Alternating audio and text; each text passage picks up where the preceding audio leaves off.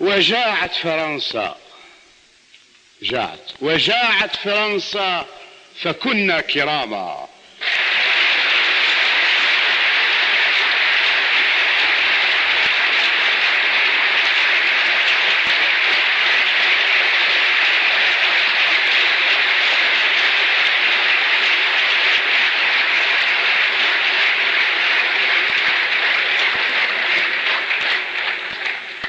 وجاعت فرنسا فكنا كراما، وكنا الأولى يطعمون الطعام.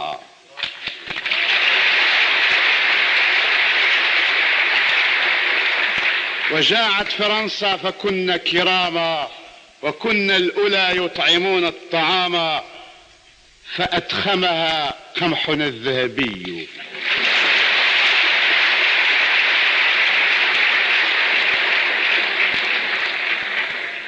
فأدخمها قمحنا الذهبي، وكم تبطر الصدقات اللئاما.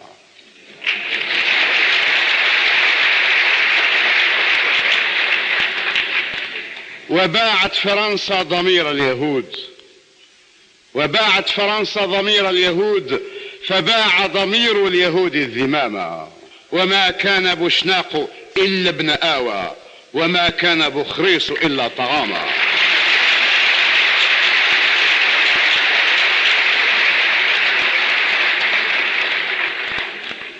وما كان بوشناق إلا ابن آوى، وما كان بخريص إلا طغاما. وخرب شرل المريض فرنسا، وخرب شرل المريض فرنسا، فثار به الشعب يغلي انتقاما. وضاق الفرنسيس بالعاطلين، وما ذاق شرل المريض المناما. وأوحى له قمحنا غزونا، فأطلق هذه القموح سهاما. وصب النفايات في أرضنا، وخان المسيح وأغرى السواما. ومروحة الداي، ومروحة الداي لم تك إلا كما يستبيح اللصوص الحراما.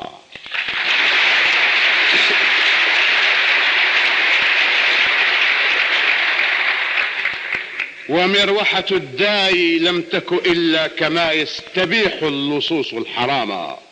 أبوتان، أبوتان هل سيدي فرج، أبوتان هل سيدي فرج، وإن طال ليل أقر النظام. أبدا شغلنا الورى بشعر نرتله كالصلاة تسابيحه.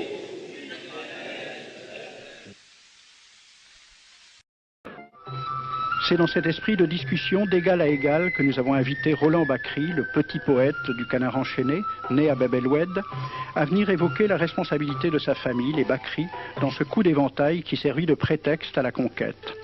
Roland Bacri, voulez-vous que nous discutions un peu de cette période de la vie de votre famille à Alger?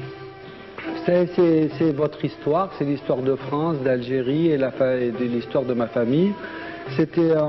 On était des Espagnols de l'armée en déroute. On est arrivé à Livourne, et puis en 1770, tout d'un coup, les Bacri de Livourne sont venus à Alger. C'était des grands banquiers, des grands marchands de blé, et on nous appelait les rois d'Alger parce qu'on était très importants. Et auparavant, une seconde, quand même, pour rétablir l'histoire dans son ensemble, vous êtes parti d'Espagne parce que la famille Bacri juive avait des problèmes avec l'Inquisition.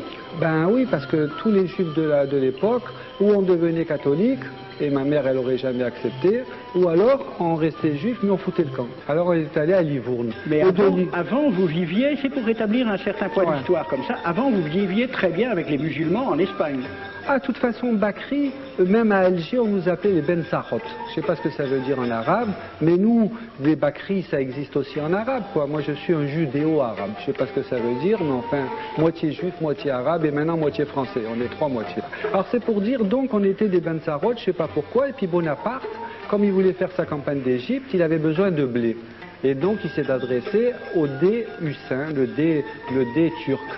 Et il a dit qu'il voulait acheter pour 14 millions de francs or de blé pour que Bonaparte puisse aller à la campagne d'Égypte. Bon. Auparavant donc, rétablissons aussi un point d'histoire, l'Algérie n'était pas une région tellement déserte et sauvage, puisqu'elle pouvait se permettre de vendre des quantités assez considérables de blé à la France. C'est terrible. Le Dey Hussein n'arrivait pas à récupérer 14 millions de francs or. La France devait de l'argent au Dey d'Alger. C'est ça. Et au Bakri, bien sûr, puisque nous, on était les mandataires. Alors, M. Roland Bakri, c'est Bakri qui a obtenu les créances et qui est parti les présenter en France dans l'espoir de se faire payer par le gouvernement français les dettes datant de cette commande faite par Bonaparte en 1795. En 1795 et qui, en 1827, n'est toujours pas payé. Toujours pas. Alors donc le consul de France reçoit mission d'aller voir le Dey, ou c'est le Dey qui lui demande de venir le voir? Non, c'est pareil, sur un bourricot, et il monte les petites rues de la Casbah avec des poternes, des lanternes, en fait tout ce que vous connaissez la Casbah d'Alger. Hein, et il arrive au palais qu'on a appelé par la suite le palais de l'Éventail. Vous connaissez, dans la Casbah, il y a le palais de l'Éventail, du coup d'Éventail. Bref, il arrive là-bas, et puis d'abord c'est tu es mon frère, enfin tout ça, c'est toutes les salam alek d'usage, hein, et ça tourne vite à l'aigre. Il se traite de tout, et l'autre, un il prend la mouche, l'autre il prend le chasse-mouche, et il donne un coup sur la... Alors, point historique, c'est un chasse-mouche ou c'est un éventail? Bref, le consul, il est tout rouge de la gifle, et ainsi de suite, il repart là-bas. Et puis il dit, voilà, ils m'ont donné une gifle, etc. Et l'autre, en colère, il dit, bon, ben, puisque c'est comme ça, il appelle le général de Bourmont, garde à bout fixe, allez rompre les négociations, ils rompent les négociations, et on va envoyer les troupes à Sidi Ferruche, parce que là-bas, il paraît qu'il y a une plage terrible. Et c'est en 1830 que vous savez que les troupes françaises ont débarqué. Voilà. Monsieur Bakri, vous dites, pour défendre l'honneur de vos aïeux, que la dette française n'avait pas été réglée au Dey. Ça, c'est un fait, c'est sûr. Mais est-ce qu'elle n'avait pas été réglée au Bakri? Parce que... C'est très compliqué. C'est pas si compliqué que la science d'argent, c'est compliqué. Si on se réfère aux historiens qui ne sont pas comme vous, des historiens de rien, oui, je sais, il y a monsieur Charles-André Julien, qui est un grand spécialiste des questions, qui vous a écrit, il y a quelques années, mon cher Bakri, tu as touché en 1800 un premier acompte de 3 175 000 francs, puis un second de 1 200 000 francs grâce à l'intervention de ton ami Talleyrand. Tu lui avais d'ailleurs considérablement graissé la patte. Et tu lui avais tellement graissé la patte qu'il en était devenu boiteux. C'est passé dans l'histoire. En 1819, ce même boiteux t'a fait obtenir 7 millions par un vote des chambres. Tu as fait une admirable affaire et du même coup roulé le Dey d'Alger, qui était le seul créancier valable et qui n'a pas touché un sou. D'où le coup d'éventail. C'est quand même une lourde responsabilité familiale. Faut reprendre l'histoire telle qu'elle est. Cher Bakri, c'est justement ce que souhaitent les Algériens, qui n'ont récupéré en 1962 dans les bâtiments officiels d'Alger que bien peu de documents d'archives. Ces quelques documents et les recherches d'historiens permettent déjà d'établir que même si Joseph Bakri, en gardant à son compte les sommes qui lui furent versées pour régler une partie des dettes françaises au Dey, a une grande responsabilité dans le coup d'éventail, ce coup d'éventail ne fut guère qu'un prétexte.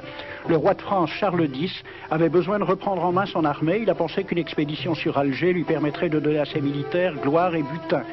Quant aux tenants du capitalisme naissant, leur théoricien Sismondi écrivait dès mai 1830 « Ce royaume d'Alger ne sera pas seulement une conquête, ce sera une colonie, ce sera un pays neuf sur lequel le surplus de la population et de l'activité française pourra se répandre. » Voilà les véritables raisons de la conquête dont il faut aussi éclairer les méthodes.